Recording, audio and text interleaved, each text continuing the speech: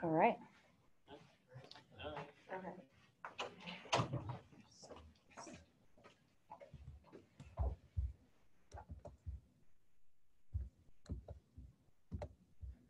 Okay. Hi, everyone. Thanks for coming. Today, we're going to be having our second lecture for the study design portion of the CTR series. We're going to be talking about experimental study design. So for those of you who were unable to attend the probability one on exploratory data analysis, my name is Gabriela Silva, and I am currently a third-year student in the Department of Biostatistics. I am originally from Lima, Peru. I did my undergraduate in mathematics and economics, and I ended up deciding to pursue a PhD in biostatistics because I was just really interested in the more applied part of math, and specifically the applications that I'm interested in are both public health and public policy related. So today we're going to be discussing experimental study designs. Perhaps the most common type of experimental study design, and really the focus of this talk, is going to be randomized controlled trials. I'm going to start out by giving an understanding about why we might want to conduct a randomized controlled trial, and also discussing some fundamental principles of randomized controlled trials. Additionally, I'll be discussing some sources of potential bias when it comes to randomized controlled trials, as well as the type of data analysis procedures and the different types of randomization you might want to conduct when you're interested in conducting this type of trial. Throughout this entire talk, I'm going to be focusing on examining a randomized controlled trial that was conducted in, I think it was published in 2005, so I'm assuming it was conducted a little bit earlier. It was done by a team of researchers led by Auvert. And essentially this team of researchers was trying to show that the association between male circumcision and HIV incidence was actually a causal one, such that male circumcision actually prevents HIV incidence. So I know that not everyone has read the case study, of course, so I'll try to provide some background information throughout the talk. And I'll be incorporating different things about this case study as I explain some of the fundamentals behind randomized controlled trials. So why exactly would we want to do a randomized controlled trial? The reason why you might be interested in pursuing this type of study design as opposed to just using observational data is because the setup of a randomized controlled trial allows you to infer causality. And this is something that you can't necessarily obtain when you're using observational designs, or if you can obtain it, it's just really complicated and relies on a lot of statistical analyses. The thing with randomized controlled trials is that if they are done and designed correctly, then the only explanation for differences in the outcome between your control and treatment groups should be whatever exposure you assign to them. And so this allows us to infer that, let's say, factor X caused outcome Y. This is something that we can't necessarily say with a lot of the observational designs that we do have available to us. So a randomized control trial is especially useful when we're interested in comparing how treatment A compares to treatment B, or how the exposure to a group of participants to a particular procedure improves their outcome. And yeah, if any of you have any questions, please interrupt me. I forgot to say that. So when it comes to randomized controlled trial versus an observational study, I do think there's some fundamental differences. The first of these is what I mentioned in the previous slide, which is being able to establish causality. There are some types of observational study designs that allow us to infer causality, but a lot of them do not, just because of the way in which the data was collected. With experimental studies, since we're actually manipulating whether or not a group is being assigned to the treatment or control group, we can actually infer whether or not, in fact, factor X caused outcome Y. So I think that is perhaps the biggest difference. And I think with that difference come a lot of other differences. So the first of these being that with experimental studies, they're usually conducted in a much more restricted and controlled setting because the researcher himself or herself is manipulating the exposure of different individuals to a particular intervention or treatment. So this is kind of how an experimental study looks like.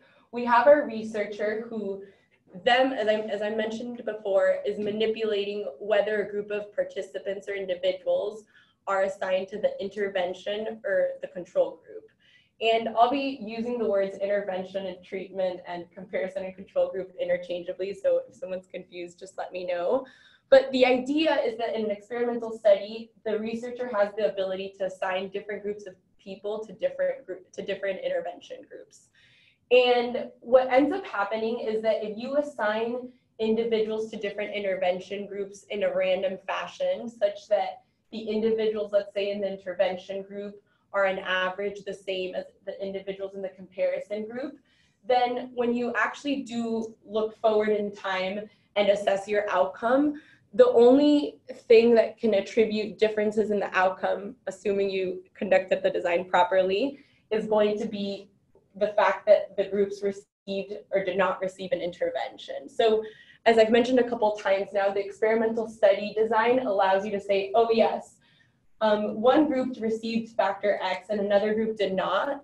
But if I look forward in time and I allocated these individuals to this group in a way such that it was done randomly, the difference in the outcomes between my intervention and my comparison group are because somebody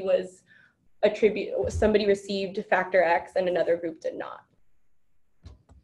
And this really is a key advantage of randomized controlled trials and experimental designs. The fact that you can say, yes, factor X caused outcome Y.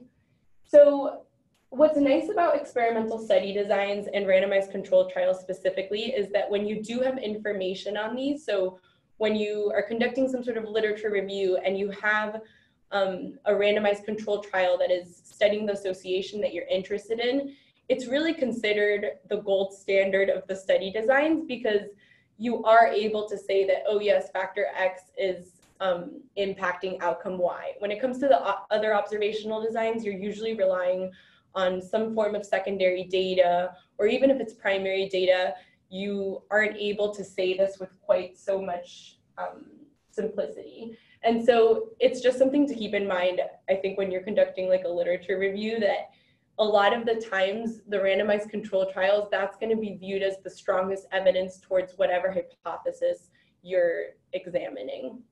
So another advantage of experimental designs, let's say relative to observational designs, is that you typically have pretty good information on the exposure and the outcome. And that's because the experimenter themselves, if we look back at the previous slide, is manipulating who's assigned to the exposure, and they're also measuring the outcome at a later point in time. So they have pretty much full information on this. When it comes to observational studies, depending on the design, and I believe this is something we'll discuss in previous lectures, depending on the design, you might be relying on participants' recollection of the past to say whether or not they received the exposure or whether or not they have the outcome. And so it's just not as reliable as an experimental design.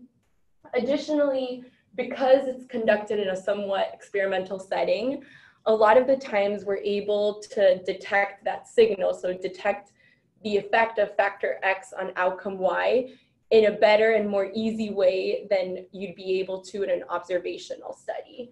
So that's what I'm saying when I mean better signal to noise ratio. In an observational study, if you want to assess the impact of factor X on outcome Y, unfortunately, you're going to have so many other factors that are influencing who receives the treatment and who doesn't, that there's going to be a lot of noise that you have to kind of tangle through in order to obtain your signal, which is the estimate of the effect of factor X on outcome Y.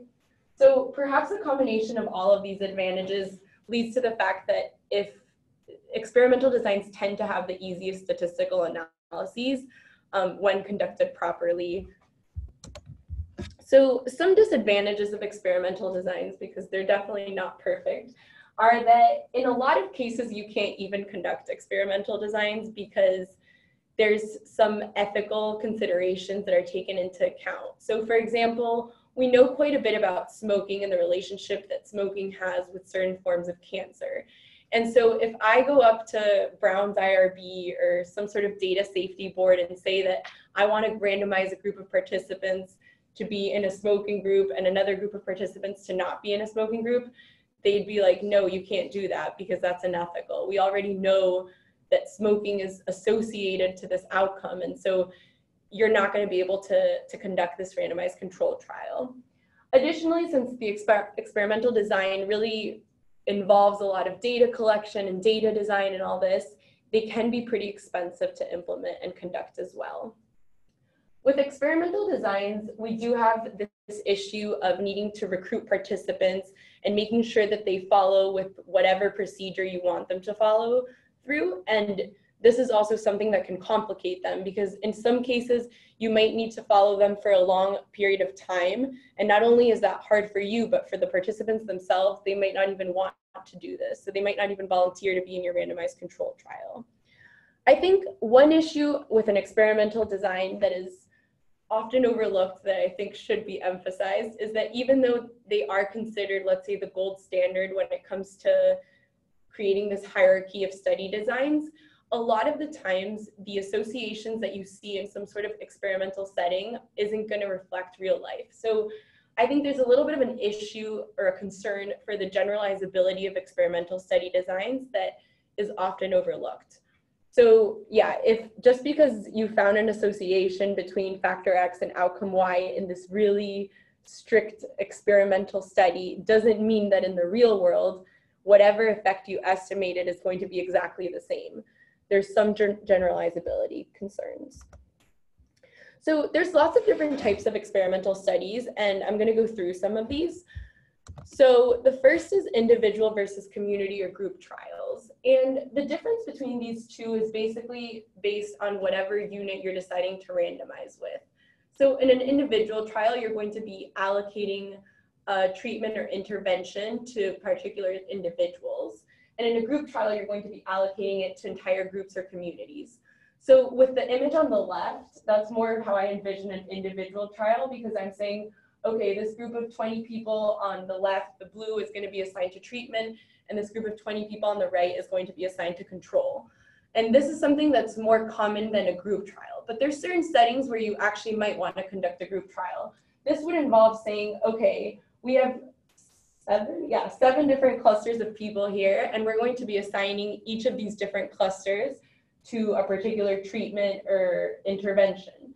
So for example, here, the cluster of 4 blue participants, let's say, would be assigned to treatment, while the cluster on the left top is going to be assigned to control. The reason why you might want to be assigning with respect to groups rather than with respect to individuals are plentiful. I included 3 reasons here. The first is just that perhaps the intervention is more appropriate or even just practical at the group level. So in a lot of cases, it just makes more sense with respect to your study question to randomize with respect to groups, because there's something linking those groups together, and breaking that connection apart just wouldn't make sense. And then, and I'll explain that with respect to an example, but then another reason too is just that the intervention group may contaminate the comparison group. So what I mean by this is that, let's say that you're doing a randomized controlled trial that is looking at the impact of a specific form of exercise on weight loss. If my friend and I are both doing it and I was assigned to the intervention and I'm seeing really good results, I might tell my friend who's in the control group, hey, listen, this new intervention works really, really well. Like, I'm losing a lot of weight. And my friend in the control group might kind of feel like, no, like, why does she get to do this and me not? So she's going to want to participate in whatever intervention I'm doing. And that would be considered contamination, because now she knows something about the effect of my intervention on the outcome. And so she wants to potentially also take part in the intervention. And so if you're worried about some sort of contamination like this, where individual subjects are going to be talking to each other because they're just close, then you might want to randomize by group. So you might want to say, oh, I'm going to randomize this group of this social circle, this group of friends to one treatment, and this other social group to another treatment because they're not going to be communicating with each other. So I wanted to show the first and third reasons for conducting a group randomized trial with respect to a study conducted by George in 2009. The team was examining the impact of a specific form of psychosocial education on lower back pain. And the participants that they were examining were companies of soldiers. And in this experiment, they decided to actually randomize the companies to receive either the psychosocial education or to receive the control treatment. And the reason why they did this instead of allocating specific soldiers to different treatments was precisely for the reason that I was saying before. So this is actually a quote from the paper. It says, military training environments require living in close quarters with other members of the unit, making individual randomization an infeasible option for this trial due to concerns related to disruption of normal training schedule and treatment contamination. So in this case, because the soldiers live so close to one another, not only are you worried about them potentially talking about the impact or non-impact of this psychosocial education on their lower back pain, but you're also worried that the randomization just isn't going to work if you do it at the individual level, because these individuals are used to living very, very close to one another. And so it'd be infeasible to say, oh, I don't know, we want you to wake up at 4 o'clock in the morning rather than 5 o'clock to do this treatment. It's just easier if you say, okay, everyone in this unit is going to do this treatment at this time. So even though a group randomized trial might work well in certain situations, there are some ethical issues that might be involved. The first of these is just that it's more common to have the individual randomized controlled trials. And so a lot of the issues that might come up in an individual randomized controlled trial, we don't really have great solutions for when it comes to the group randomized trials. One of these issues is, okay, who should we be asking consent for when we're conducting these? Should we be asking the entire group and everybody has to unanimously say, yes, I want to participate in your study? Or should we be asking every single individual? It's just, yeah, there's some issues that we don't necessarily know how to work through in a group randomized trial. So additionally, if we want to recruit participants, how exactly should this be done? Should we allow anyone to participate, or should we allow specific groups within the groups to participate? So I think, yeah, another example that I can think of with group randomized trials where it's just more appropriate to look at the intervention and the effect of the intervention at the group level is there was a hospital readmissions reduction program that was implemented, and there was a group of researchers that were interested in studying the impact of just having any type of incentive or penalty award on, I'm not sure what the outcome was, but let's just say readmissions. And rather, they weren't going to say, oh, this unit or this individual is going to receive a penalty and this doctor will not receive a penalty. They had to implement the system at a hospital level. So the way in which they randomized was at the hospital level. They couldn't do it at the physician or even physician unit level. They had to do it at the hospital level, because if physicians were to talk to one another being like, oh, I'm part of the intervention group of the study, and someone else says, oh, I'm part of the control group, and they're getting different readmission rates, then that might not necessarily work well. They might be a little bit upset about that. So another type of classification when it comes to these randomized control trials are preventive versus therapeutic trials. Here, the difference between the two depends on why you're trying to conduct the randomized control trial. So for preventive trials, the intervention is going to be aimed at preventing the disease from actually occurring. And within preventive trials, we have the primary prevention trials and secondary prevention trials. And for therapeutic trials, you're going to be looking at treating some sort of existing condition. So for example, an example of a preventive trial might be the Auvert study that I said we were going to be examining, because here they're trying to implement some sort of intervention in order to prevent the spread of HIV. An example of a therapeutic trial might be examining how well a specific treatment works for managing I don't know, some form of cancer or diabetes or something like that. In these cases, you're going to, the group of individuals that you're going to be examining how well the treatment works for is already going to have the condition that you're interested in. So I wanted to include this diagram here showing the different types of phases when it comes to drug trials, because I think this kind of helps illustrate how the idea of a randomized controlled trial can also be used when it comes to creating new drugs. A lot of the times it goes from phase 1 through phase 4, and this is like a chronological progression over time. So you advance to phase 2 after having completed phase 1 and so forth. One thing that I found was interesting when I was looking at these different phases, and it's probably quite obvious, but I still thought it was interesting, was that in phase 1, you're really just conducting this type of phase on a very, very small number of people. The paper I read said that specifically 10 to 20 people, perhaps. While phase 3, you're considering much larger groups of people, like 100 or 200 people, and you're conducting specifically randomized controlled trials because you're interested in how well the drug works. So at that point, you've kind of established that the drug works somewhat well, but you use randomized controlled trials to really understand much more about the drug. And then I also read that phase 4 was actually implemented because a lot of the times the treatments or the drugs that we're interested in, if we were to have side effects that come about much later in time, so we can't just wait like, I don't know, 50 years to see if some treatment makes someone have a higher risk of cancer. Like, unfortunately, you can't do that. So, because if not, it'd take a very, very long time for new drugs to come out. So that's why this phase 4 is implemented, because even once the drug is being sold by pharmaceutical companies, this phase 4 is instated to make sure that once it's out there, we're measuring and making sure that it's safe in the long term as well. So factorial designs are also related to randomized controlled trials, and they work very, very nicely because they allow you to test the effect of multiple interventions.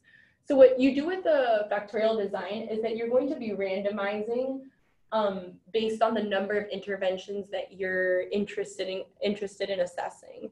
And the number of groups that you're going to be randomizing to is going to be given by the formula 2 to the k. So I'll show a depiction of this. This is an example of a factorial design where the number of treatments that we're interested in assessing the efficacy of comes to 3. So we have aspirin, beta carotene, and vitamin E, and 2 to the 3 is 8. So that's why you end up seeing that all the group of eligible women are randomized to one of 8 groups. And what's really cool about these factorial designs is that if you want to assess how well, I'm just creating this example, aspirin works for headaches and beta carotene works for, I don't know, cancer, and vitamin E works for some other disease.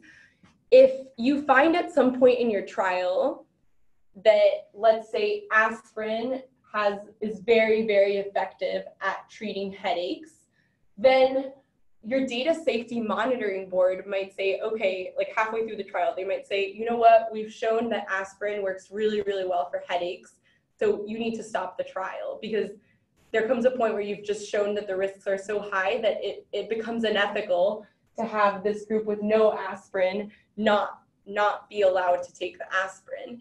And so what's cool about this factorial study design is that if you come to a point in your trial where they're just like, no, you need to stop it, you don't actually need to stop the entire trial. You just need to stop the right side that's not being given aspirin. You can still consider the individuals on this left side, and you can still assess how well beta carotene and vitamin E work for the diseases that you're interested in. And so that's just one reason why we might want to conduct a factorial design, because yeah, a lot of the times with these randomized control trials, they do a lot of intermediate data analyses, and if an intermediate data analysis shows that the risks or benefits of a particular treatment are definitely, there's very strong evidence of this, then you're definitely going to need to stop it. And a factorial design just allows you to not have to stop it for all treatments. So I think another very key component of an experimental study, and that really closely relates to the issue of generalizability, is who do we want to include in these studies? And I think this question really depends on whatever your research question is, and just whether who you're interested in being able to apply the results of your randomized control trial on. So whether or not you use healthy, high risks, or diseased individuals is going to be very dependent on whether or not your randomized control trial is a preventive or a therapeutic trial. And the inclusion criteria that you use might vary depending on geographic, demographic, medical, or temporal concerns. And aside from this, you might also be interested in excluding people for some reasons. And usually the exclusion criteria are very heavily influenced by concerns that the researcher has regarding the validity or the ethics of incorporating these people to their study. And so, as I'm saying, who you include in your experimental study design and also who you decide to exclude definitely impacts the generalizability. Because if you decide to include, for example, everybody, because it's just easier to include everybody in the medical school for a particular intervention, that's great, and you might get some amazing results, but you can't then say that whatever intervention you were interested in also applies to people outside of the medical school.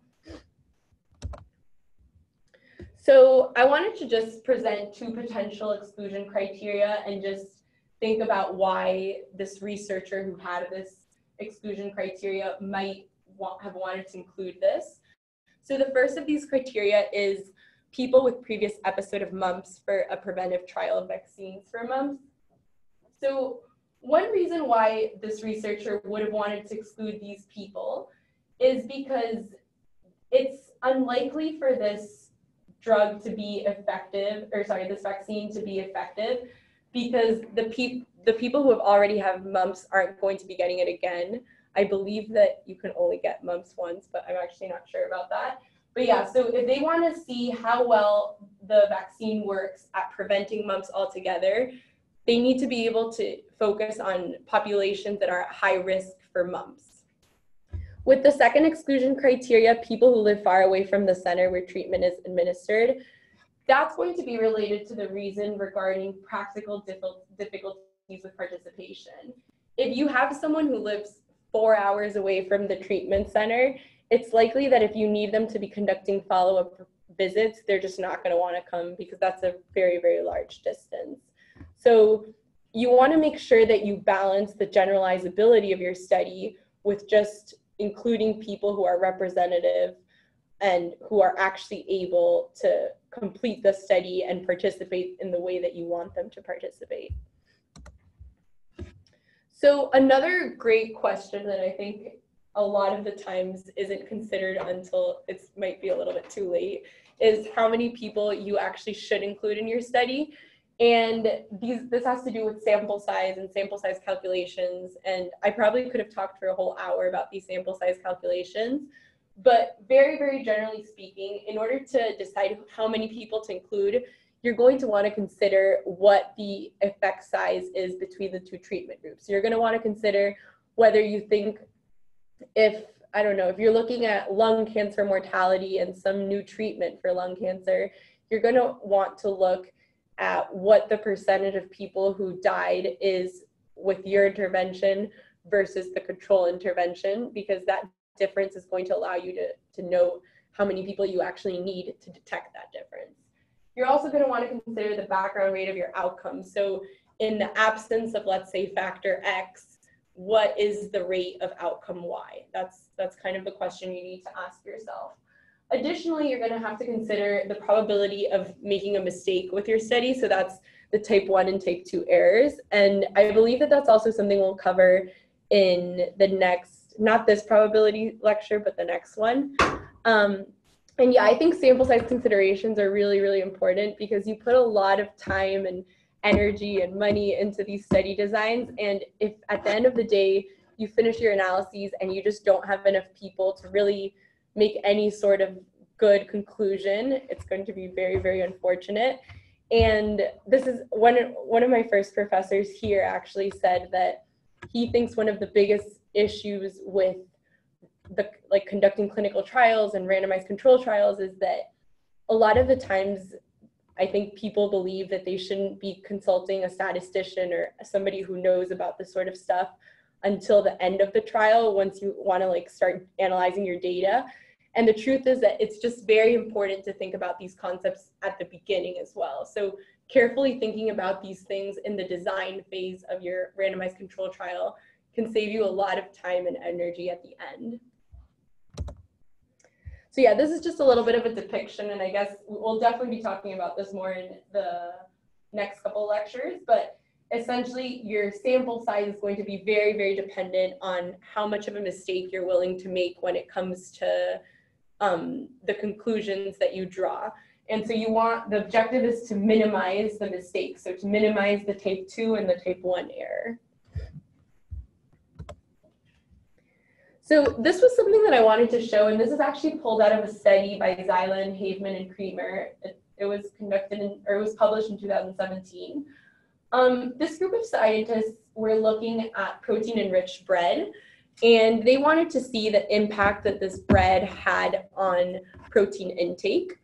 And this inclusion and exclusion diagram on the right basically shows us their original sample size and the inclusion and exclusion criteria that they decided to include. And I just thought it was very interesting because I thought that it really helps show both the issue of generalizability and just needing to take into account the concerns that you have with compliance in your study. So that's why I wanted to mention this study design. So for example, the objective was to look at whether or not this protein-enriched bread actually impacts the intake of daily protein. And so if you notice that one of their first exclusion criteria, they excluded, I think it was 3 people because of this, is whether if you did not like whole wheat bread, because if the person did not like whole wheat bread, then they likely wouldn't have wanted to eat the protein-enriched bread. And so the researchers were just making sure that they had thought about that prior to actually randomizing participants. They wanted to make sure that they knew that the group of people they were dealing with, that everybody would want to be part of the treatment group, and not, because if they had given the treatment, so the whole wheat bread, to somebody who absolutely hated whole wheat bread, then they likely wouldn't have complied. So that was just the researchers kind of thinking ahead. And I think once the residents were screened, the second set of exclusion criteria had more to do with practical considerations and ethical issues that the researchers thought might affect compliance and the validity of their study. So another thing that also comes up in randomized control trials, and is actually a much larger or potentially larger issue in observational designs, but it still does come up in randomized control trials, is the issue of bias.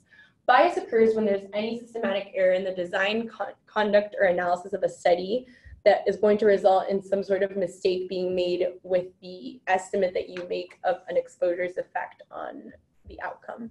So I'm just going to discuss these 4 types of biases. The first of these is selection bias, and this relates to the way in which the individuals are allocated to either treatment or control. And selection bias occurs when you wanted to just randomly allocate people to treatment or control, but it doesn't end up happening. The reason why this might happen has to do with some of these examples that I included of selection bias. So for example, volunteer bias is one that it could potentially happen in a randomized control trial. In this case, the people that are volunteering to be part of the trial, volunteering to be part of the trial are very, very different than your general population. So this impacts the generalizability of your study, but it also impacts the estimates that you're obtaining at the very end, because somebody who is super, super motivated to see changes in an outcome is going to differ greatly from the general population.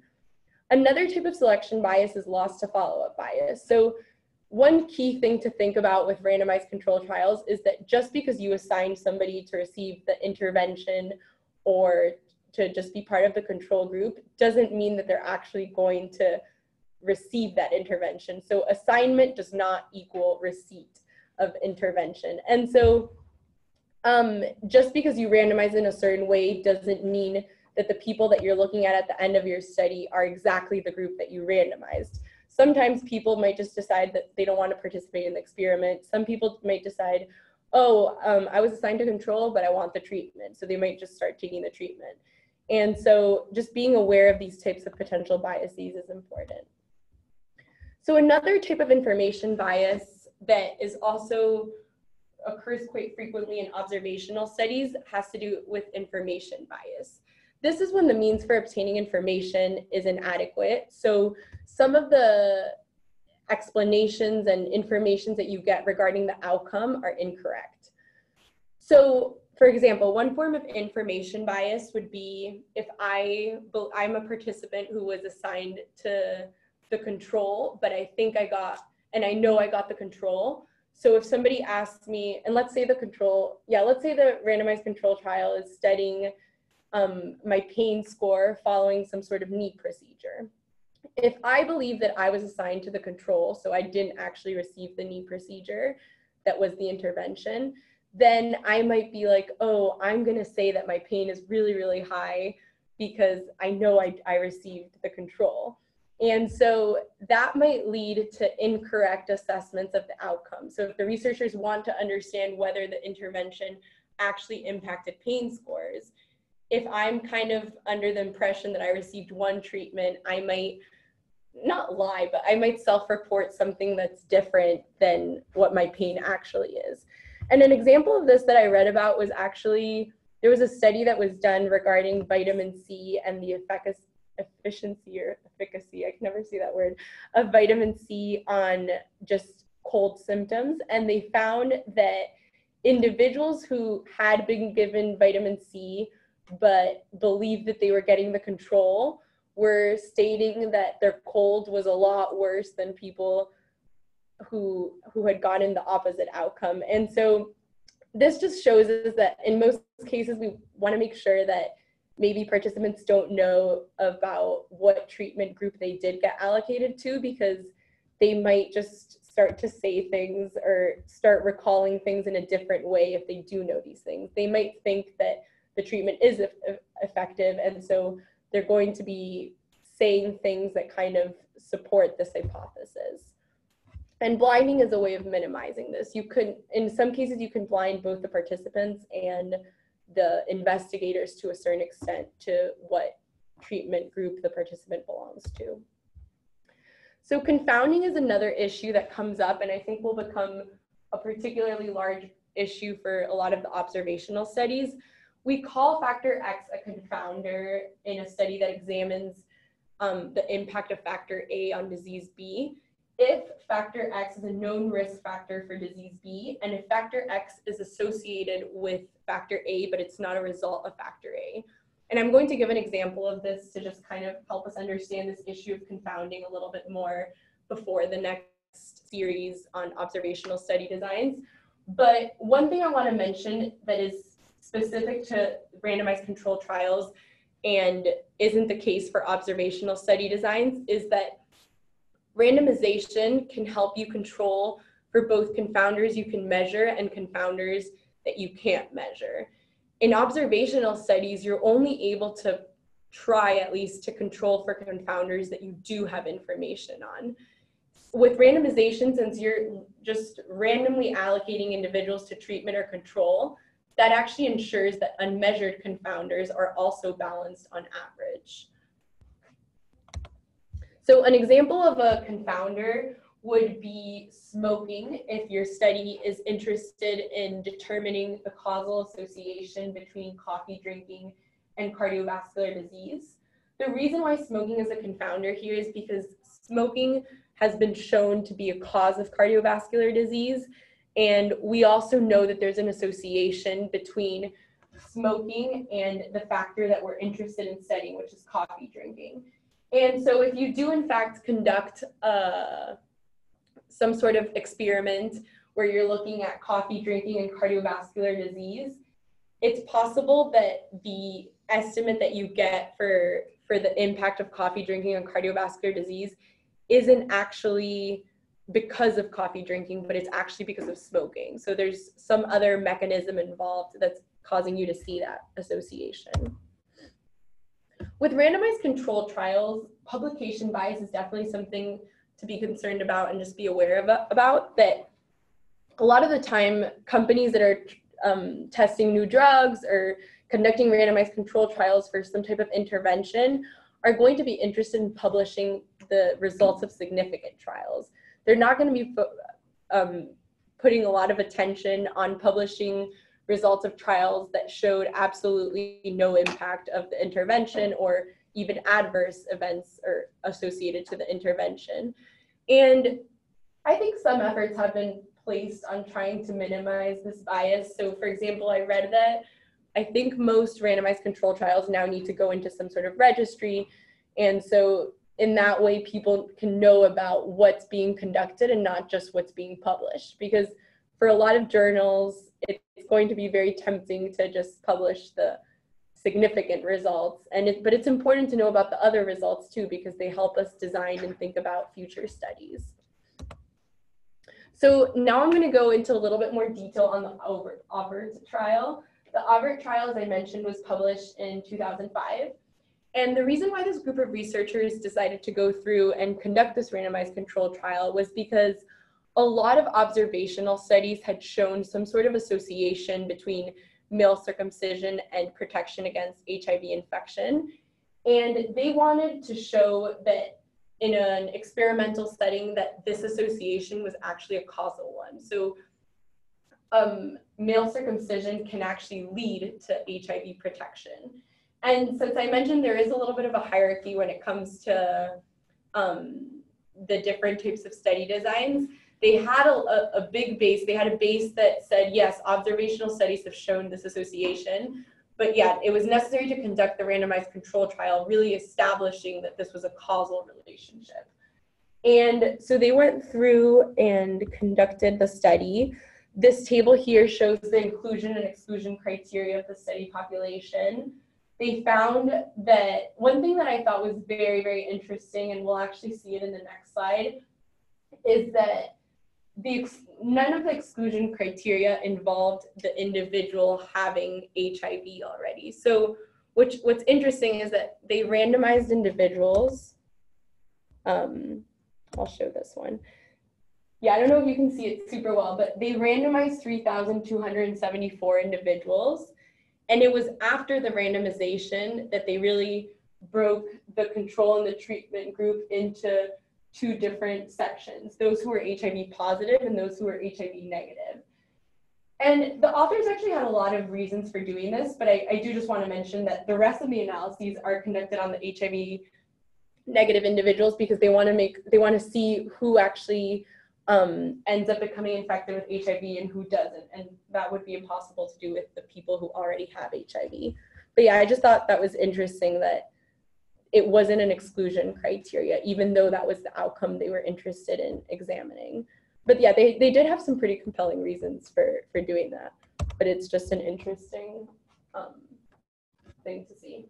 So with the Auvert trial, what they did was that they pretty much randomly allocated individuals to either the treatment or the control group.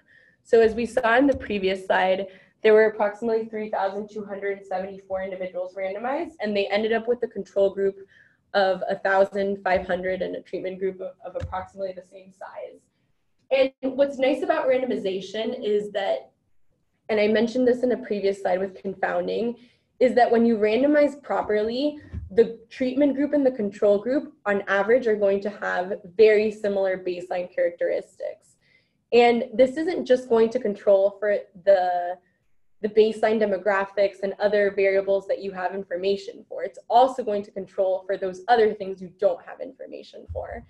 And yeah, that's actually a very, very unique property, because when it comes to observational designs, a lot of the times we're attempting to replicate a randomized design. So we're attempting to potentially match, let's say, a person in the treatment group to a person in the control group.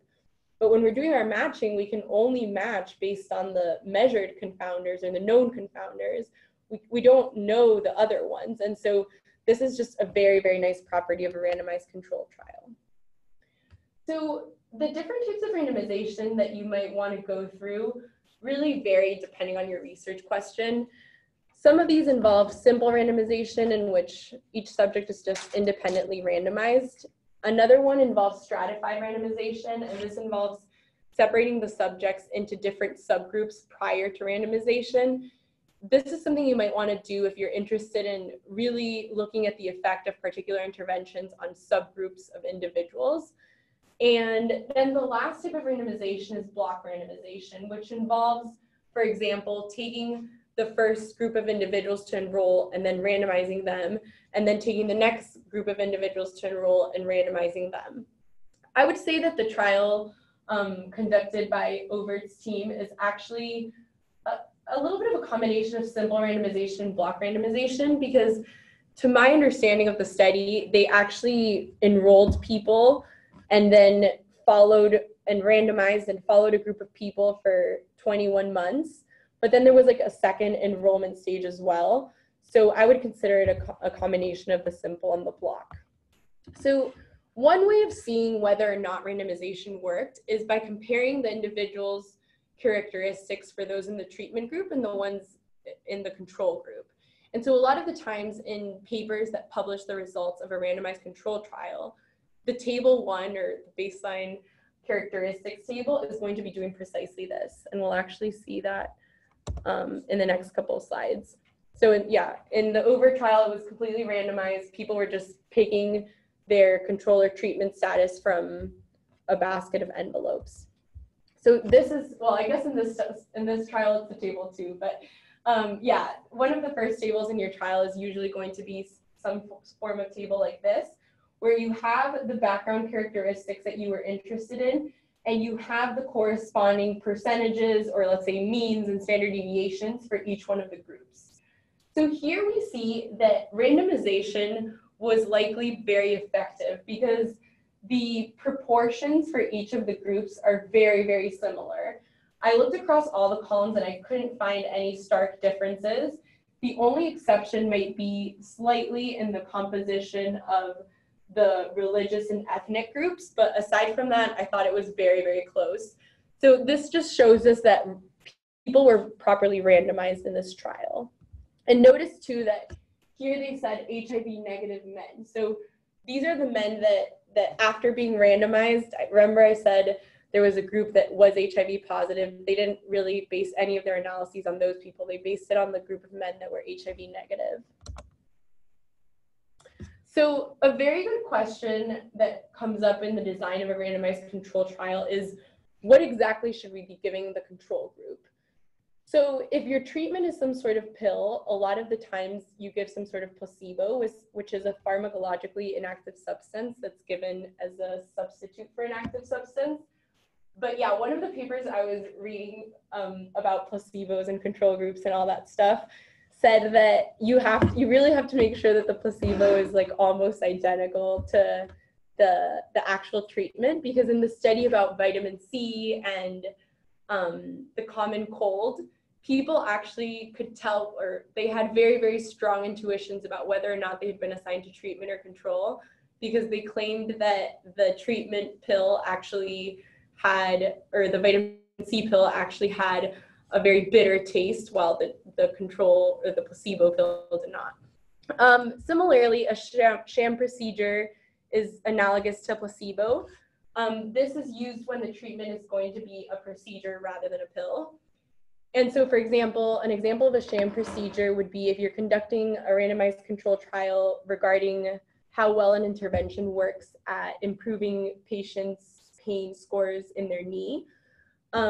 You might actually want to go through, if the intervention involves, I don't know, some sort of surgery, you might want to go through and actually make everyone go through the surgery, and I don't know, maybe even cut up their knee, because that way the people, if you don't, the people in the control group will know that they didn't receive the intervention. And so actually just going through and just doing a little incision on the knee would be considered a sham procedure if you don't go through and conduct the intervention. And you would do this sham procedure on the control group.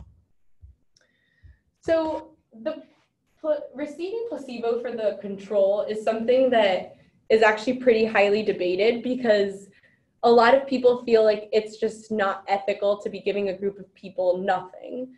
And the Helsinki Declaration was a document that came up that kind of addresses this issue. It's basically saying that if a known treatment exists, then yes, it is unethical to compare a potentially new treatment to nothing. What you should be doing is you should be conducting an equivalency trial where you're comparing the known treatment or the currently available one to the potentially new one. And the reason why you want to do this is because the placebo is not going to be justifiable when there is some sort of known treatment out there. So in the Auvert trial, it's pretty interesting because the type of intervention that was received by the participants of this trial isn't your usual intervention.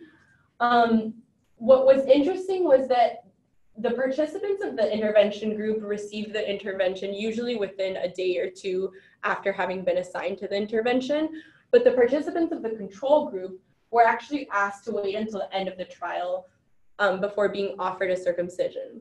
And if everyone had just followed the study group that they had been randomized to, then exactly this would have happened. However, this was not the case in this trial. What ended up happening is that there were some crossovers. These are individuals who were assigned to one treatment group, but ended up partaking in the other treatment group. So it wasn't the case that everyone assigned to treatment got a circumcision. There were some people who were assigned to treatment who ended up not getting the circumcision, and there were some people who were assigned to control that ended up getting the circumcision. And this can definitely impact your results, because if this is happening for too many people, then what's going to end up happening is that whatever estimate you're getting isn't actually going to be the truth about what you're trying to estimate. But yeah, it's very interesting that in this trial there was a little bit of crossovers, and so that is something to keep in mind when you're analyzing the results. Blinding was also part of the trial. So in the follow-up visits for these participants, where they were asked to deposit blood samples and they were asked to do a couple other things, it also involved some sort of meeting. I think it was with some sort of trained person. Yeah, it was someone who had been trained to ask about people's sexual behavior. And that person had actually been blinded to the participants' treatment or control status. The reason for that was that they didn't want this trained individual to be altering their answers or their assessments based on their knowledge that the individual had received treatment or control. So in the trial regarding the association between male circumcision and the HIV protection, the primary outcome was whether or not the participant actually ended up becoming infected with HIV. The investigators quantified the measure of this effect using rate ratios that compared HIV incidence among those in the intervention group to those in the control group. And in order to be able to interpret the study well, they actually were providing the protection against HIV infection, which was just given by 1 minus the rate ratio.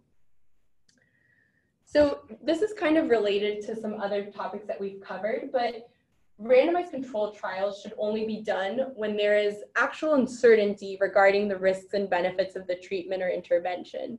So if in the very first example, or one of the first examples that I gave regarding smoking and the incidence of some forms of cancer, we know the risks and benefits of smoking. And so it really would not be ethically correct for us to be randomly allocating individuals to different treatment groups in this case. So this is an issue that actually came up in the randomized controlled trial led by Auvert, because the Data Safety Monitoring Board for that trial actually reviewed the first analyses and ended up saying that they thought the trial should be stopped, because after the first couple of analyses, they found enough evidence to suggest that the risks associated to male circumcision the benefits of male circumcision were enough to conclude that it would be unethical to not be giving individuals in the control group or offering a male circumcision. So compliance is another issue that comes up quite a bit in randomized controlled trials. The reason why compliance can be problematic is because it reduces the sample size or the number of participants that you're working with. And that really impacts your ability to properly detect differences between the treatment and control groups. There's lots of different ways to assess compliance. You can use self-reported measures, you can look at clinical assessments, and you may even want to be controlling, let's say the pills, if your treatment is a pill, you may want to be counting how many individuals receive certain pills. There's also a lot of reasons for why individuals might not be compliant. That involves confusion about requirements, side effects, forgetfulness. Another big one is just the desire for an alternative treatment. So if you see that people in the treatment group are having these amazing effects on the outcome, then you might actually want to be part of the treatment group, and so you might not comply with the procedures that involve being in the control group. Another huge one is just losing interest in the study. So if participants are required to be compliant for a very long amount of time, then the chances of them actually being compliant really decrease, because the more time and the more you require from them, the less likely they are to continue to be engaged with the study. So there's lots you can do to improve compliance. You can make sure that the consent procedure really involves the participants understanding exactly what they're getting into. You can incorporate exclusion criteria that's going to basically exclude individuals that have certain characteristics that would make compliance hard. Another way of doing this is to make sure that you enroll motivated subjects who are likely to comply. And this can be done actually by introducing a run-in period, which I wanted to quickly just show. So in a run-in period, what happens is you have your study population, and then you have this period of time or some sort of assessment where you judge a group of people to be compliant, and then you judge another group of people to be non-compliant. And then you only randomize within the compliant subpopulation. And even though this is a great idea and it might actually improve the compliance in your randomized controlled trial, I again want to bring up that this does impact generalizability, because if you're interested in seeing how well the treatment actually works, you're going to be assessing it on a group of people who are motivated and compliant. And this might not necessarily transfer over well to the general population. It's possible that the general population just isn't compliant when it comes to this type of procedure. So as I mentioned in the trial that we've been talking about this entire time, the Auvert trial, some of the participants did not adhere to their treatment, the treatment group that they had been assigned to. And additionally, a lot of people were lost to follow-up. Some people, when they did come for the follow-up appointments, they were, for example, giving blood samples but didn't want to meet with the specialist that asked them, the trained individual that asked them about sexual behavior. So this was definitely somewhat of an issue in the trial. Additionally, with respect to this trial, it was pretty much impossible for the person to, once they had received the intervention, there was no way that they couldn't comply with that intervention. And it was also possible for the researchers themselves to know who had received the intervention and who actually hadn't. So that's something that's unique in particular to this trial. So as I alluded to at the very beginning, the data analyses that we conduct in randomized controlled trials do tend to be the simplest, because in a randomized controlled trial, the group of individuals in the control treatment versus the treatment group are on average very, very similar. And so in a randomized controlled trial, you might be interested in calculating risk. And the way in which you do this really varies depending on the baseline characteristics between the groups. If you find that the baseline characteristics are very, very similar, then you can just really calculate very crude measures of association. But if you find that even though you randomize, the baseline characteristics between the groups are still pretty different, then you might want to control for these differences using multivariable modeling, because this is going to balance these factors a little bit more. In randomized controlled trials, though, it's a little bit interesting because it definitely affects your data analysis when there's non-compliance. So what ends up happening with noncompliance is that you have people who are assigned to the intervention, people who are assigned to the control, but as I mentioned, that doesn't mean that they actually completed it. And so you, within these different assignment groups, you also have subgroups showing who completed the intervention and that they were assigned to and who didn't. And so with non-compliance and wanting to analyze your data in randomized control trials, you might either do a per protocol or on treatment analysis, or you might instead decide to do an intent to treat analysis. The per protocol or on treatment analysis is only going to include in your final group the people who actually complied with the intervention. So this is going to be very good about providing information regarding the intervention's efficacy. So this is how well the intervention actually worked in trial-like settings. But in the intent to treat analysis, what's going to happen is that you're going to be analyzing everyone. You're going to be basing your analysis on the initial treatment assignment. And what's nice about this analysis is that it does preserve that initial randomization that you had conducted, while the per protocol or on treatment analysis might not, because the people who fully complied with the intervention in the treatment group and the people who fully complied with their assigned intervention in the control group might not be similar to the original randomization scheme. What's also nice about an intent to treat analysis versus the per protocol is that since you keep your entire sample size, the power is the same. And so that's something that's pretty important in a lot of these randomized control trials.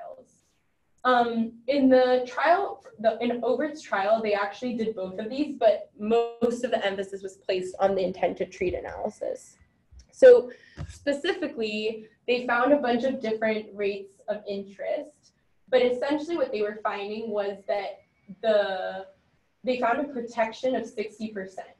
So what this means is that during the study period, the intervention, which was male circumcision, prevented 6 out of 10 potential infections. And due to these very, very high protection values, this is exactly why the Data Safety and Monitoring Board, after a preliminary analysis, actually decided to stop this trial. So yeah, this is just a curve showing the infection-free probability as a function of time in both the intervention and control groups. And we see that the differences in the probabilities of becoming infected between these two groups with HIV really just increase as time goes through. So the distance between the curve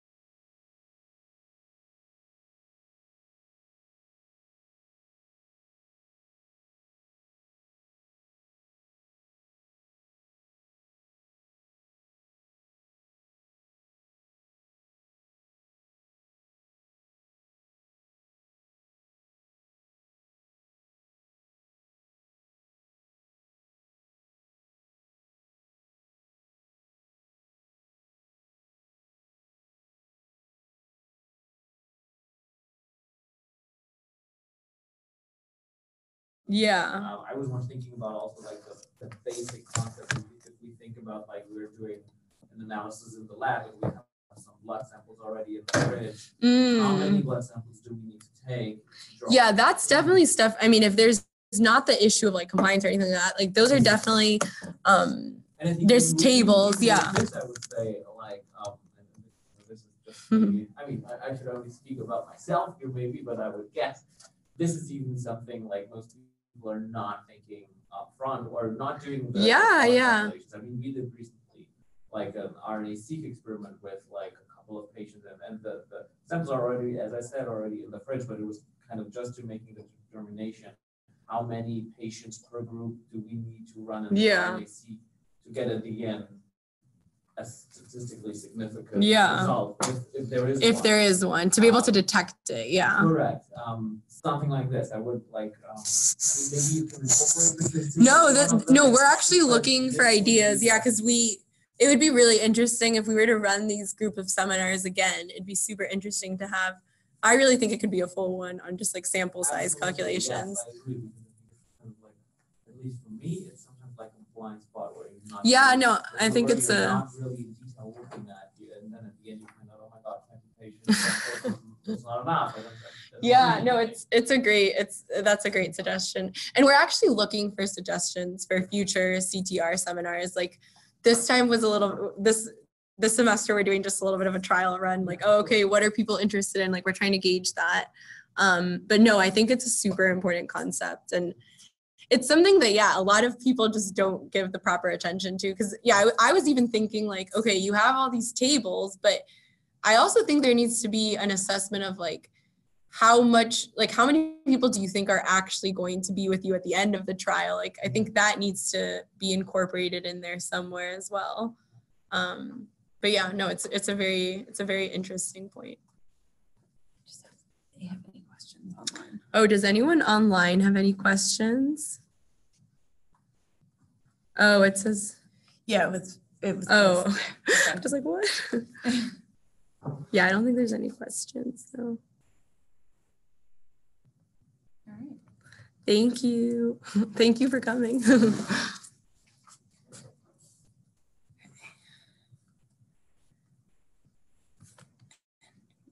Oh, very informative. Thank you. Thank you.